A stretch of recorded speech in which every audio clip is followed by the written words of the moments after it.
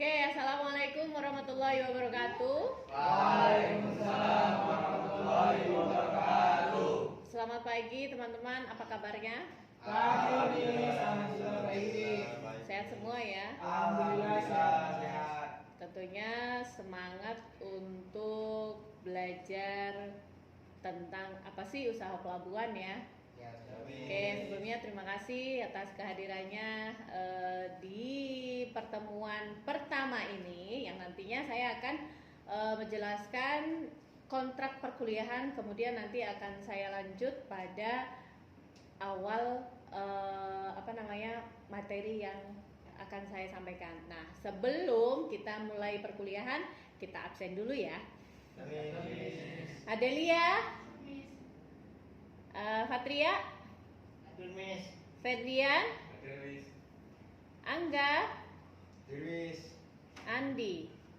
Andi mana? Oh, Andi di situ. Bambang, Hernanda, Kristina Manik. Oke, Muhammad Fauzi, Miftahul Huda, Muhammad Setia Mahardika, Naila, ada ya. Nautikal kok sendirian di situ? Oh, kepanasan ya? Oke, gak apa-apa. Esther, Anissa, mana Anissa? Oh. Setiaki, Ananda, terakhir Aurel ya? Belum ada Aurel. Oke, jadi hadir semuanya ya, good. Nanti jangan lupa divalidasi setelah perkuliahan ini selesai ya. Oke teman-teman,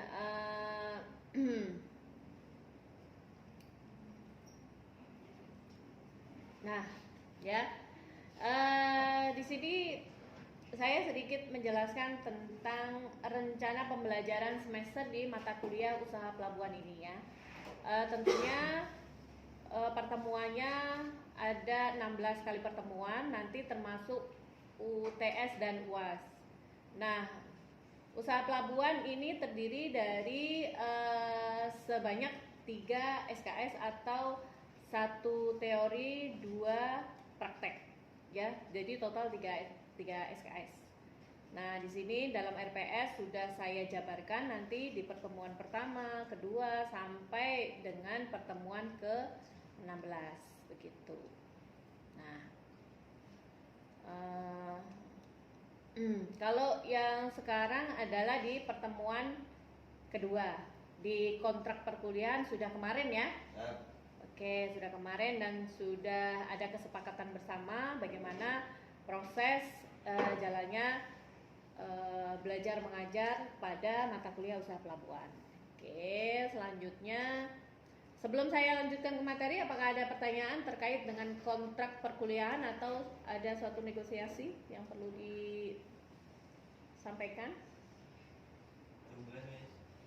Oke, ini ya usaha pelabuhan. Nah, bentar ya.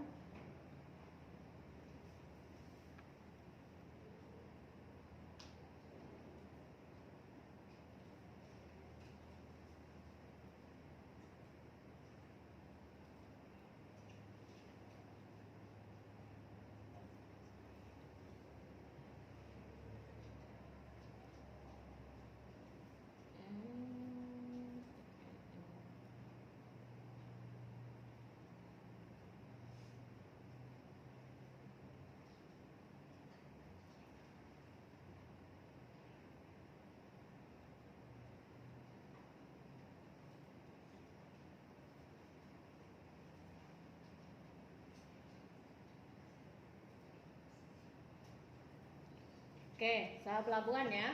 Miss. Yes. Mulai lagi Miss dari yang awal usaha pelabuhan. Soalnya tadi kelamaan. Oh, kalau pas saya diem di-cut aja. Nanti di ini lagi. Udah rekam sebagian ya? Udah kerekam tadi. Jadi mulai lagi aja. Oh, gitu. Mulai dari mana? Yang usaha pelabuhan ini mulai lagi. Oke. Dingin.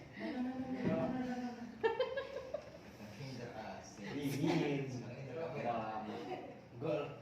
3, 2, action.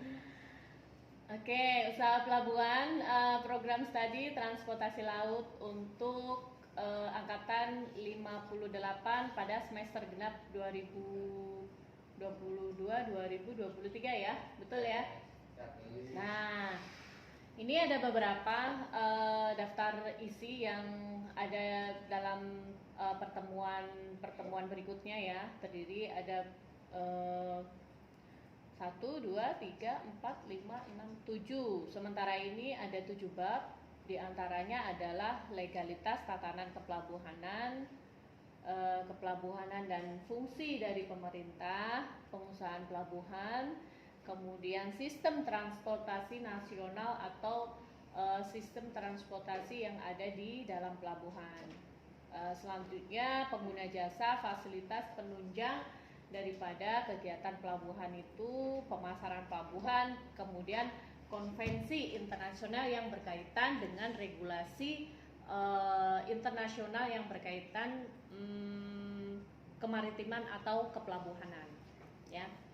Nah, sebelum kita lanjut pada bab-bab berikutnya, sebagai dasar hukum atas pelaksanaan pelabuhan, usaha pelabuhan itu adalah dasarnya adalah Undang-Undang Nomor 17 Tahun 2008 tentang pelayaran. Nah, di situ dijelaskan di dalam Undang-Undang Nomor 17 tentang pelayaran itu apa yang dimaksud pelabuhan, kepelabuhanan, kemudian yang dimaksud dari fasilitas pelabuhan, semuanya diatur dalam undang-undang tersebut.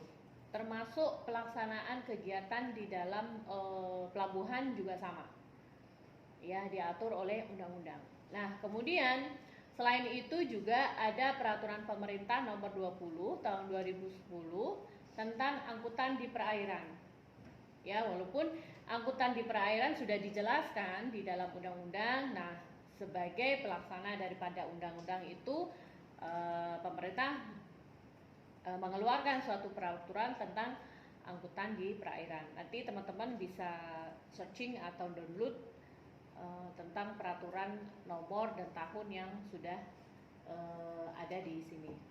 Nah, selanjutnya juga peraturan pemerintah nomor 6 tahun 2009 tentang jenis dan tarif atas jenis penerimaan negara bukan pajak yang berlaku pada Departemen Perhubungan, yang biasanya itu hanya di lingkungan pelabuhan aja. Misalnya tarif penyeberangan, tarif kapal, kemudian tarif pengurusan pada sertifikasi. Nah, itu ada di tarif.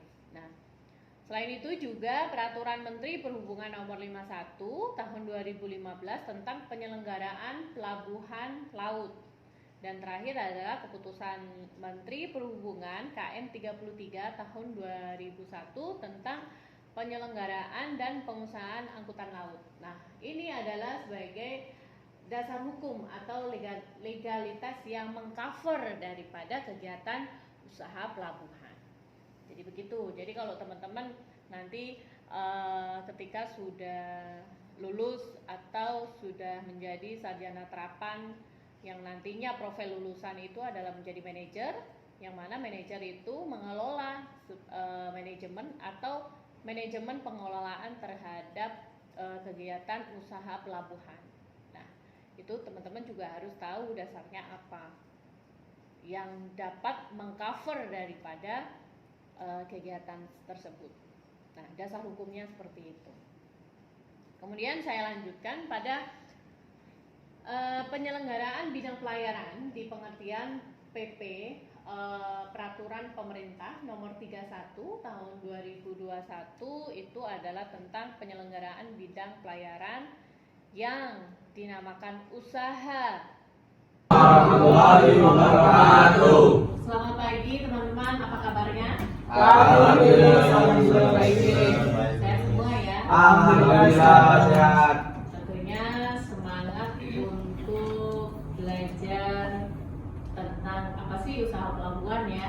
Oke, sebelumnya terima kasih atas kehadirannya di pertemuan pertama ini, yang nantinya saya akan menjelaskan kontrak perkuliahan, kemudian nanti akan saya lanjut pada awal materi yang akan saya sampaikan. Nah, sebelum kita mulai perkuliahan, kita absen dulu ya. Adelia, Miss. Fatria, Hadir, Miss. Ferdian, Hadir, Miss. Angga, Hadir, Miss. Andi. Andi mana? Hadir, Miss. Oh, Andi di situ. Bambang, Hadir, Miss. Hernanda, Hadir, Miss. Christina Mani. Hadir, Miss. Oke, Muhammad Fauzi, Hadir, Miss. Mita Luda, Miss.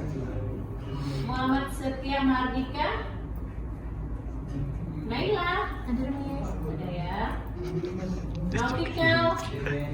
Nautikal masuk juga di situ. Oh, panasan ya. Oke, nggak apa-apa. Esther. Hadir, Miss. Andi bisa.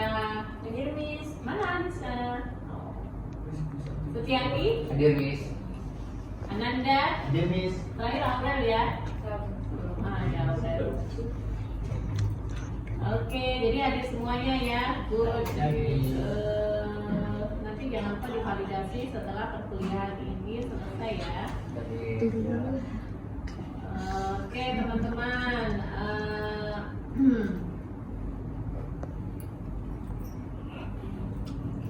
Nah, ya. Di sini saya sedikit menjelaskan tentang rencana pembelajaran semester di mata kuliah usaha pelabuhan ini ya. Tentunya pertemuannya ada 16 kali pertemuan, nanti termasuk UTS dan UAS. Nah, usaha pelabuhan ini terdiri dari sebanyak 3 SKS atau 1 teori, 2 praktek. Ya, jadi total 3 SKS. Nah, di sini dalam RPS sudah saya jabarkan nanti di pertemuan pertama, kedua, sampai dengan pertemuan ke-16. Nah, kalau yang sekarang adalah di pertemuan kedua, di kontrak perkuliahan sudah kemarin ya. Oke, sudah kemarin dan sudah ada kesepakatan bersama bagaimana proses jalannya belajar mengajar pada mata kuliah usaha pelabuhan. Oke, selanjutnya sebelum saya lanjutkan ke materi, apakah ada pertanyaan terkait dengan kontrak perkuliahan atau ada suatu negosiasi yang perlu disampaikan? Oke, ini ya usaha pelabuhan. Nah, bentar ya.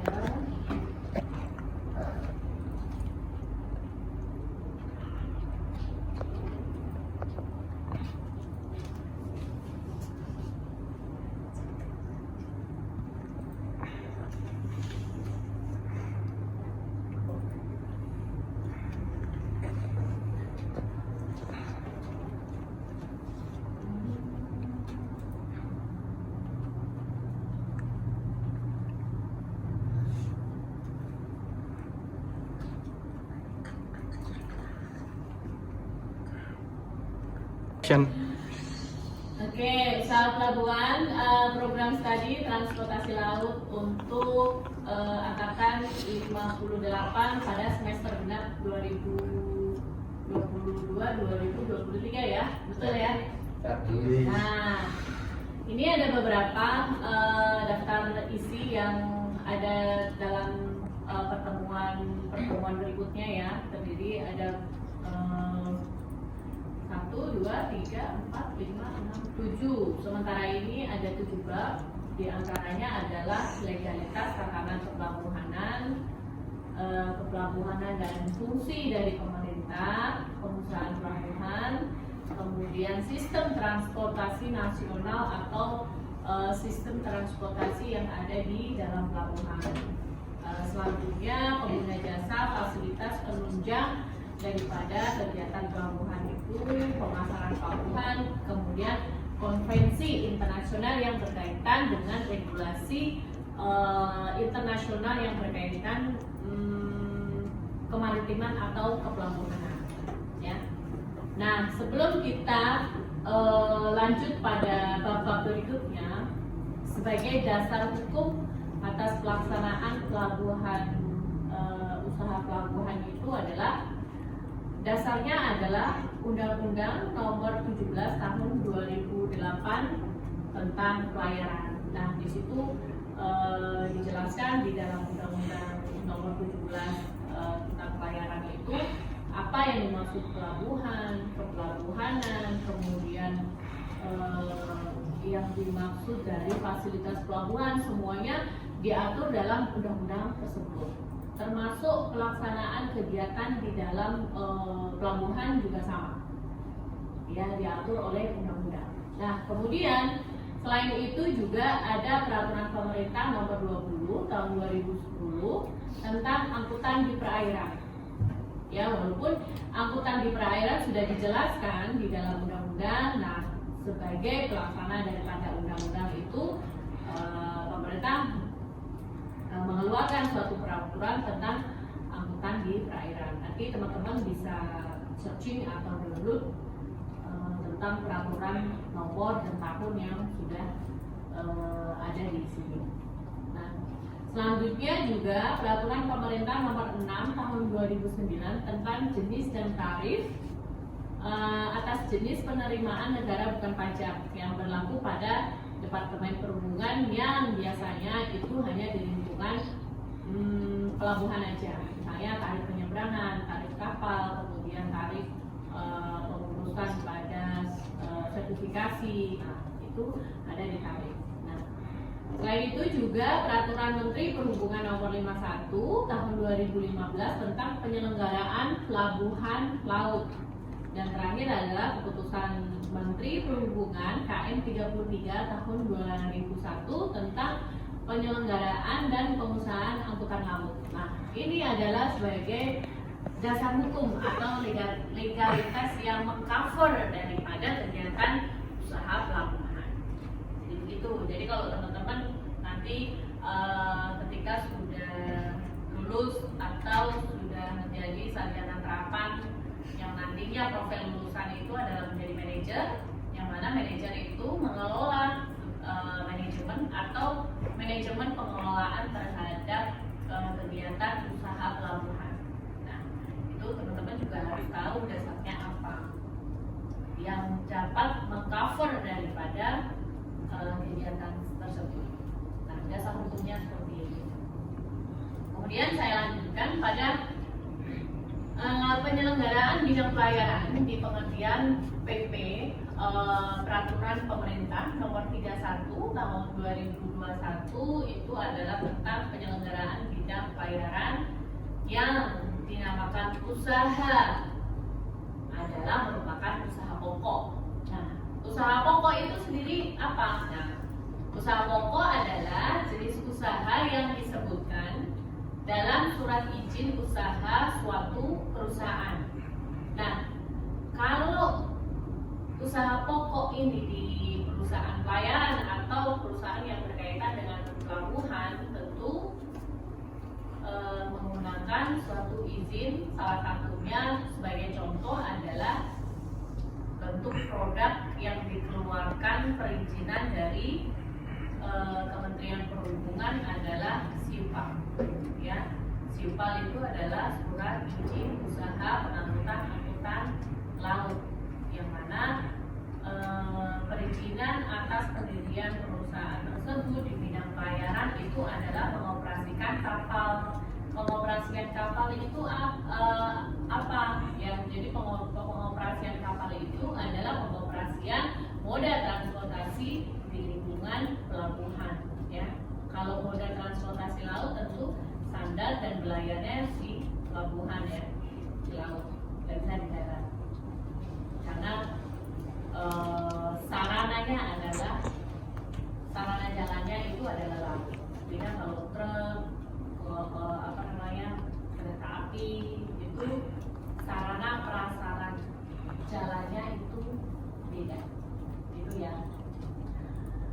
ini adalah merupakan usaha pokok, pengertian dari usaha pokok daripada bidang pelayanan. Nah, nanti di sesi berikutnya nanti saya akan memberikan suatu gambaran atau memberikan suatu contoh bentuk daripada surat izin usaha pengangkutan angkutan laut yang telah diverifikasi dan lisensi ya, yang telah diberikan perizinan tersebut dari Kementerian Lingkungan. Saya ada contohnya, nanti saya akan tunjukkan ke teman-teman sebagai bahan praktek yang di pengusahaan ini. Kemudian di dalam PP tersebut ya, di dalam bidang pelayaran, teman-teman juga harus paham betul kegiatan dari pelabuhan. Pelabuhan itu pengertiannya adalah tempat yang terdiri atas daratan dan atau perairan dengan batas-batas tertentu sebagai tempat kegiatan pemerintahan ya. Kegiatan pemerintahan di dalam pelabuhan itu ada beberapa instansi pemerintah. Ada di situ kesabaran, ada otoritas pelabuhan, ada imigrasi, ada bea cukai. Terus ada apa lagi teman-teman? Selain itu, nah, ya, jadi kegiatan pemerintahan di dalam pelabuhan itu juga ada fungsi masing-masingnya.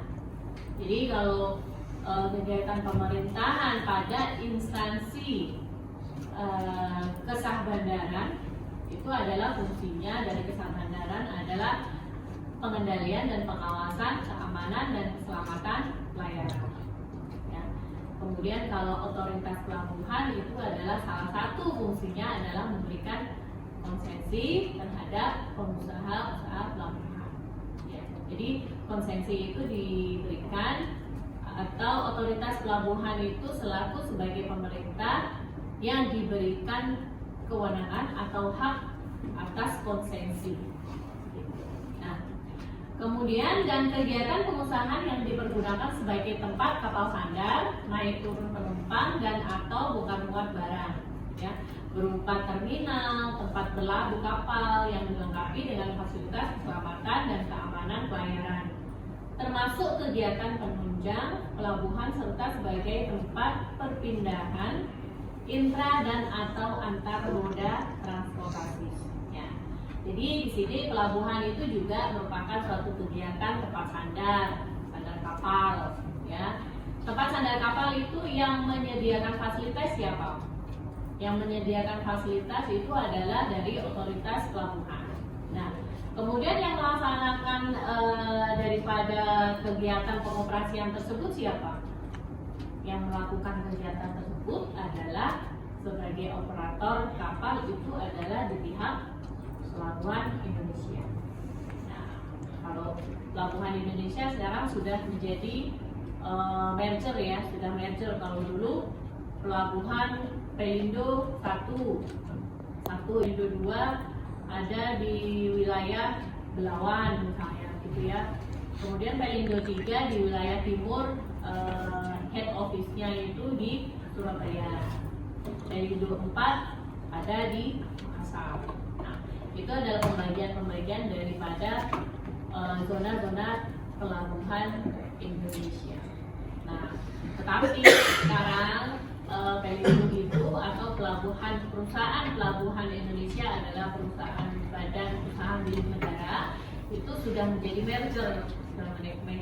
Jadi kalau Pelindo 1 di Jakarta itu sekarang bentuknya adalah regional 1 sebagai holdingnya. Kemudian yang regional 2, 3, dan 4 itu merupakan subholding daripada merger dari Pelindo regional 1. Paham ya? Ada pertanyaan sebelum saya lanjutkan? Nah, kemudian di sini ada kegiatan intra dan atau antar moda transportasi. Nah, sesuai dengan jurusan teman-teman ya, di sini adalah transportasi laut ya. Jadi teman-teman juga harus paham apa sih intra atau antar moda transportasi. Mungkin teman-teman ada yang tahu intra dan antar moda, bisa dijelaskan ke saya mungkin. Aurel, gimana Aurel? Senyum aja Aurel. Esther gimana Esther? Ya, jadi kalau tempat perpindahan intra dan atau antar moda transportasi itu, kalau intra itu hanya pada satu moda transportasi aja, ya. Misalnya truk, jenisnya truk. Tetapi kalau antar moda itu moda transportasinya lebih daripada satu. Jadi perpindahan intra dan atau antar moda transportasi itu adalah perpindahan dari moda transportasi satu ke moda transportasi yang lain. Jadi di dalam pelabuhan sekarang sudah diterapkan bahwa multimoda. Multimoda itu artinya di situ terdapat beberapa moda transportasi dan lebih daripada dua. Kalau intra itu satu, antar moda itu dua. Kalau multimoda artinya di situ lebih daripada 2, 3 dan 4. Ya. Jadi memang pelabuhan sekarang sudah banyak memiliki perubahan ya. Yang dulu mungkin pelabuhan contohnya perluasan pada wilayah pelabuhan ya, di Indonesia sudah memperluas daripada wilayah pelabuhan untuk kegiatan perdagangan. Nah, sedangkan kegiatan perdagangan itu juga butuh sarana dan infrastruktur yang dapat mendukung daripada perdagangan internasional. Ya, dengan adanya perdagangan internasional, jadi infrastrukturnya itu juga harus diperlebar. Ya, jadi pelabuhan yang dulu misalnya sebagai contoh pelabuhan Sunda Kelapa itu dulu adalah merupakan pelabuhan rakyat, ya, pelabuhan kecil. Tapi di situ banyak kegiatan perdagangan domestik dan lainnya. Ya, secara general itu adalah pelabuhan lokal, pelabuhan rakyat. Tetapi semakin ke depan waktu atau bertambahnya usia, semakin kebutuhan manusia itu bertambah, ya. Artinya perdagangan itu semakin berkembang sehingga pelabuhan Sunda Kelapa itu sudah tidak bisa menampung daripada kegiatan tersebut. Maka pemerintah memperluas daripada pelabuhan tersebut supaya mencukupi daripada kegiatan perdagangan tersebut. Jadi memperluas. Jadi Sunda Kelapa itu pelabuhannya dipindah, ya nggak pindah sih. Jadi pemerintah sebenarnya pelabuhan Sunda Kelapa itu masih ada. Cuman historisnya itu awal mula dari kegiatan Tanjung Priuk itu awal mulanya adalah kegiatan di Sunda Kelapa. Sehingga pemerintah memperluas pelabuhan tersebut di wilayah area Tanjung Priuk ya menjadi pelabuhan internasional. Ya, jadi bisa ada kegiatan secara internasional, maka kapal-kapal besar bisa masuk ke Indonesia, ya. Jadi seperti itu, intra atau antar moda. Dan di pelabuhan, semua pelabuhan itu sekarang berlomba, artinya ada suatu tantangan dan perkembangan atas pelabuhan, ya. Jadi untuk efisiensi waktu termasuk efektivitas ya kegiatan itu di dalam pelabuhan itu diselenggarakan atas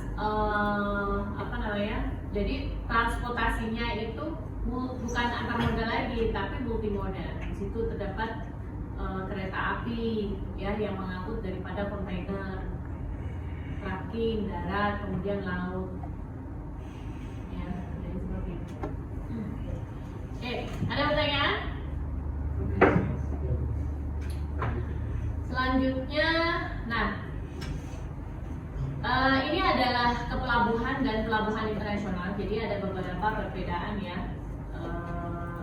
Kalau kepelabuhan segala sesuatu yang berkaitan dengan pelaksanaan fungsi pelabuhan, menunjang kelancaran, keamanan dan ketertiban arus lalu lintas kapal, penumpang, barang, keselamatan dan tempat perpindahan antar atau moda serta mendorong perekonomian nasional. Tetapi kalau di dalam pelabuhan internasional itu adalah pelabuhan sekunder yang fungsinya melayani kegiatan dan alih muat angkutan laut nasional dan internasional dalam jumlah besar dan jangkauan pelayanan yang lebih luas serta merupakan simpul dari jaringan transportasi laut internasional. Sebagai contoh, pelabuhan internasional adalah Tanjung Priok atau Singapura. Ya, pelabuhan internasional artinya pelabuhan yang membuka jalur-jalur perdagangan internasional. Oke, sampai sini ada pertanyaan sebelum saya akhiri perkuliahan ini.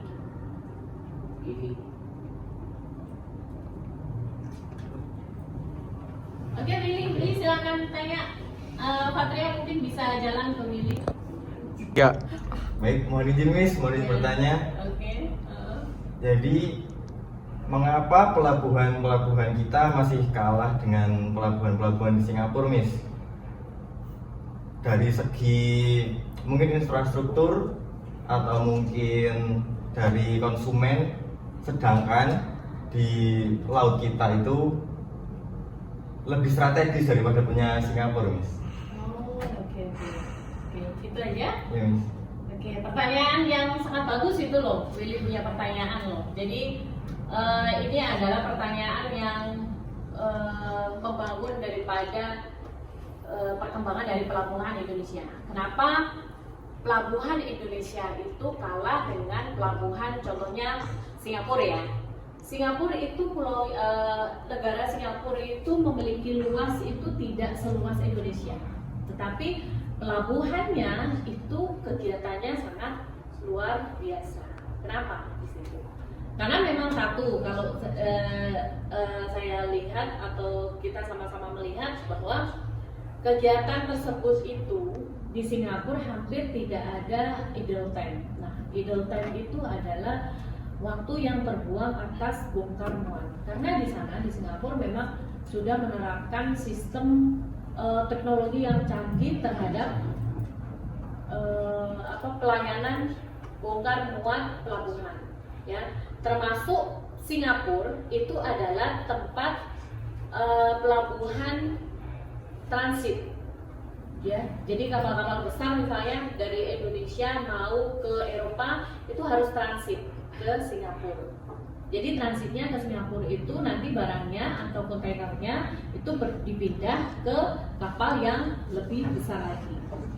Ya, salah satunya kapasitas untuk sandar ya itu fasilitasnya itu lebih besar tonasenya Singapura daripada Indonesia. Jadi seperti itu. Jadi setiap kapal itu yang mau ke Eropa tidak bisa langsung ke Eropa misalnya. Dia harus singgah dulu ke Singapura. Nah, dari beberapa negara-negara ASEAN itu larinya ke Singapura. Ke Singapura dulu baru nanti barang itu dikirimkan ke Eropa dan lain-lain seperti itu. Salah satunya. Kemudian SDM-nya juga sangat berpengaruh daripada perkembangan pelabuhan. Ya, soft skill itu perlu. Karena dalam teknik pelaksanaan kegiatan pelabuhan itu dibutuhkan suatu soft skill, sumber daya manusia itu yang unggul. Nah, bagaimana manusia atau sumber daya manusia itu bisa menciptakan suatu inovasi ya untuk pelabuhan bisa berkembang. Misalnya ada suatu sistem ya bisa menciptakan suatu sistem inovasi ya, suatu sistem inovasi teknologi misalnya yang berkaitan dengan intelektual teknologi IT ya, bisa menciptakan suatu aplikasi yang mana aplikasi tersebut bisa melayani berbagai macam jenis pelayanan yang berkaitan dengan kepelabuhanan sehingga efektivitas dan efisiensi dari waktu pelayanan itu lebih efektif dan efisien, tentunya lebih hemat biaya. Nah, itu mungkin PR-PR daripada sumber daya manusia kemaritiman atau kepelabuhanan itu yang bisa berinovasi atas perkembangan teknologi yang seperti negara-negara berkembang. Mungkin teman-teman ada pendapat lain, nggak apa-apa, disampaikan aja. Bagus pertanyaannya. Oke, ada pertanyaan lagi? Kalau tidak ada pertanyaan, saya sekiankan. Atau belakang, Setiaki ada pertanyaan? Cukup Miss. Cukup ya. Cukup Miss. Ada saran dan kritik? Aman Miss. Oke. Cukup jelas. Baik teman-teman. Jika tidak ada pertanyaan lagi, mata kuliah usaha pelabuhan ini saya sudahi pertemuannya. Jika ada kesalahan atau kekeliruan dalam penyampaian kata, saya mohon maaf. Dan nanti kita akan ketemu di minggu depan ya, dengan suasana dan hati yang berbeda. Semoga sehat dan bahagia selalu ya. Amin. Cukup sekian dari saya. Assalamualaikum, waalaikumsalam warahmatullahi wabarakatuh. Waalaikumsalam warahmatullahi wabarakatuh.